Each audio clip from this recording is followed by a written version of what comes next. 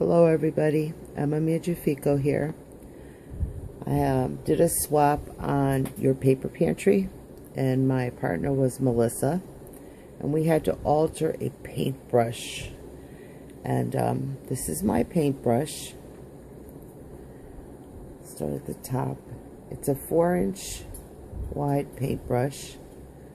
I had taken, I'm going to go up close, put sand in the paint at the top for the green, and then that metal strap that goes around the paintbrush, I painted it pink,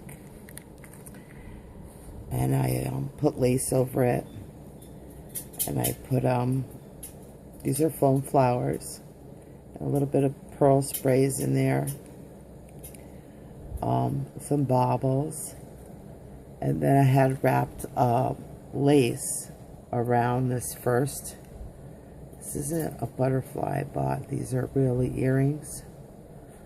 I took off the hook, so it becomes my little altered jewelry for my projects. And what I did to the bottom is I took and I sprayed